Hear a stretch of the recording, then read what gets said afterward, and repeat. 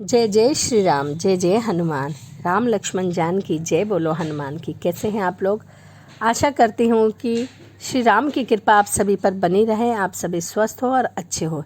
इसी के साथ आज हम सुनेंगे कि क्या आप जानते हैं कि हनुमान जी कौन थे? यदि हाँ तो अच्छी बात है, और नहीं तो आइए मैं इस कहानी के माध्यम से आपको बताती हूँ कि हनुमान जी कौन थे। एक समय की बात है, पार्वती जी ने शंकर जी से कहा कि भगवान, आपने इस भक्त को कैलाश आने से क्यों रोक दिया है, वरना किसी दिन मैं इसे अग्नि में भस्म कर दूंगा।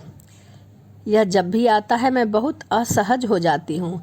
यह बात मुझे बिल्कुल भी पसंद नहीं है। आप इसे समझा दीजिए कि यह कैलाश में प्रवेश ना करे, क्योंकि यह व्यक्ति मुझे अच्छा नहीं लगता।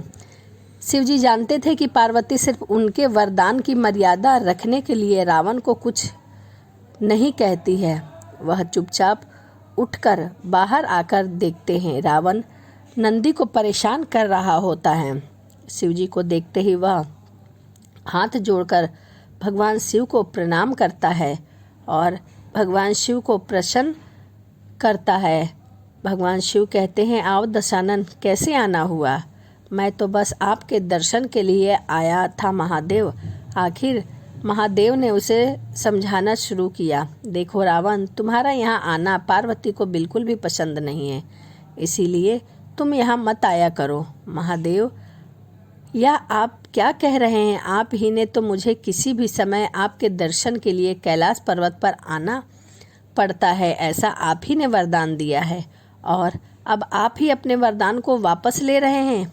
ऐसी बात नहीं है रावण, लेकिन तुम्हारे क्रियाकलापों से पार्वती परेशान रहती है, और किसी दिन उसने तुम्हें श्राप दे दिया तो मैं भी कुछ नहीं कर पाऊंगा। इसीलिए उचित यही है कि तुम यहाँ पर ना आया करो, फिर आपका वरदान तो मिथ्या होगा महादेव।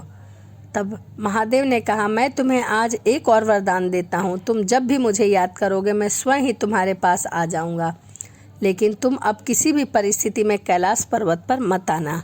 अब तुम यहाँ से जाओ, पार्वती नहीं तो तुमसे रुष्ट हो जाएंगी। रावण वहाँ से चला गया। समय बदलता है। हनुमान जी रावण की स्वर्ण नगरी लंका को जला कर राख करके चले जाते हैं, और रावण उनका कुछ भी नहीं कर सकता। वह सोचते सोचते बहुत ही परेशान हो जाता है कि आखिर उस हनुमान में इतनी शक्ति कहाँ से आई। परेशान होकर वह महल में स्थित शिव मंदिर में जाकर शिव जी से प्रार्थना करना शुरू कर देता है, और वह भगवान भोलेनाथ को प्रसन्न करने के लिए उनके महामंत्र का उपयोग करता है। रावण अभिभूत होकर उनके चरणों में गिर पड़ता है। कहो दशानन, कैसे हो? शिवजी पूछते हैं।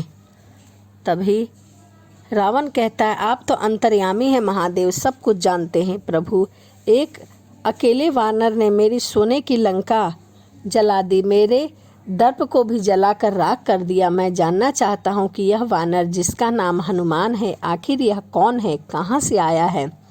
और प्रभु, उसकी पूंछ तो कुछ ज़्यादा ही शक्तिशाली है। किस तरह सहजता से वह मेरी लंका को जला दिया, मुझे बताइए कि हे प्रभु, यह हनुमान कौन है? शिवजी मुस्कुराते हुए रावण की बात सुनते रहे और फिर बताते हैं कि रावण, यह हनुमान और कोई नहीं है, यह मेरा रुद्र अवतार है, और मैं ही रुद्र अवतार में हनुमान हूँ। विष्णु ने जब यह निश्चय किया कि वह पृथ्वी पर अवतार लेंगे और माता लक्ष्मी भी साथ ही अवतरित होंगी, तो मेरी भी इच्छा हुई कि मैं उनकी लीलाओं का साक्षी बनूं, उनकी लीलाओं का भागीदार बनूं। और जब मैंने अपना यह निश्चय पार्वती को बताया तो वह हट कर बैठी कि मैं भी आपके साथ चलूँगी, लेकिन वह समझ नहीं आया कि उसे इस लीला में किस तरह भागीदारी बनाया जाए। तब सभी देवताओं ने मिलकर मुझे यह मार्ग बताया कि आप तो वानर बन जाइए और शक्ति स्वरूपा पार्वती देवी आपकी पूंछ के रूप में आपके साथ रहे, तभी आप दोनों साथ रह सकते हैं। और उसी अनुरूप मैंने हनुमान के रूप में जन्म लेकर श्री रामचंद्र जी की सेवा का व्रत रख लिया है, और शक्ति रूपा पार्वती मेरी पूंछ रूप में उसी सेवा के फल स्वरूप तुम्हारी लंका का दहन कर रही है।